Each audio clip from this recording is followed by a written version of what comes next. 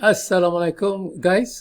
We are now going to examine uh, a new topic, and that is trade finance in Islamic banking.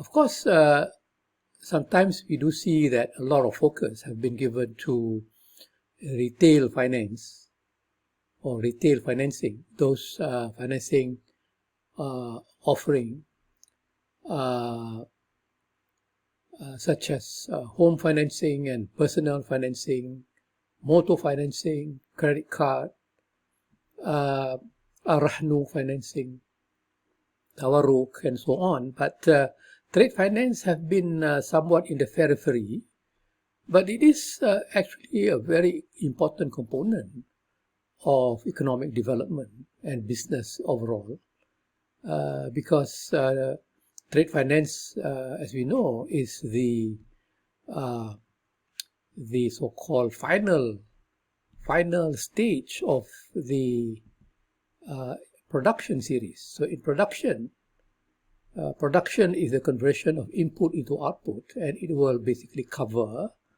everything until the goods were delivered at the doorstep of the consumer. Right. So production will include marketing, sales, delivery, and payments. Right. So trade finance is the activity at the end of the production spectrum, whereby once the buyer and the seller have entered into a contract of buy and sell, after which this contract would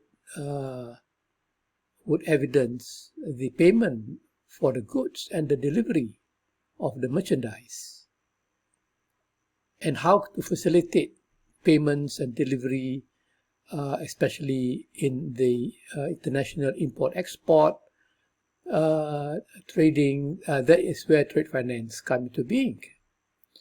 So the use of letter of credit, the use of Islamic accepted bill, these are the facilities offered by banks to facilitate the payment for the merchandise or the payment for the export and the delivery of the exportables. So in a sense, we would like to see in greater detail how is trade finance different from Albay, that is trade, because Albay is also can also mean trading and commercial endeavors.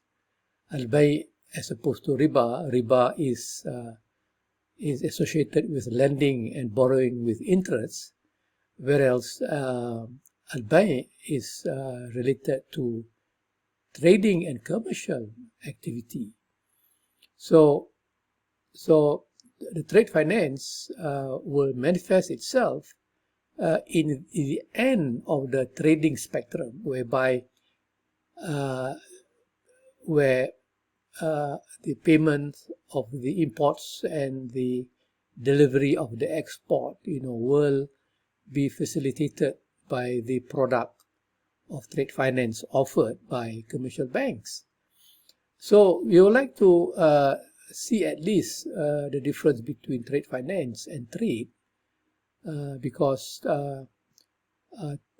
by looking at trade finance alone, whereby, for example, the bank may be using murabaha letter of credit, that would involve the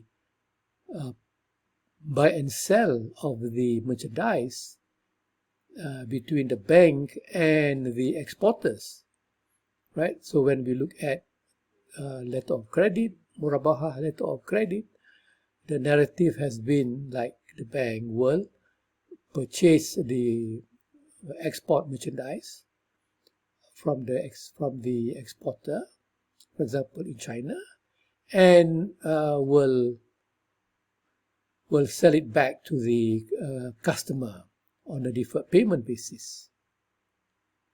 So this murabaha trade finance will require the bank to take ownership of these goods. And what will be the implication when the bank takes ownership of the goods before the bank can sell it to the importer or to the client?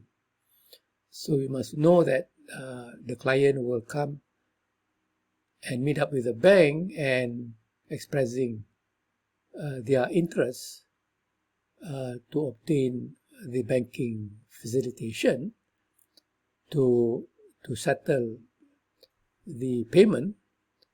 And of course, before that thing can happen, a contract between the importer and exporter has been executed. So it is a matter of making payments and getting the delivery. Okay, guys, I think we can stop here. I'll continue a bit more as we continue on this important topic of trade finance in Islamic banking.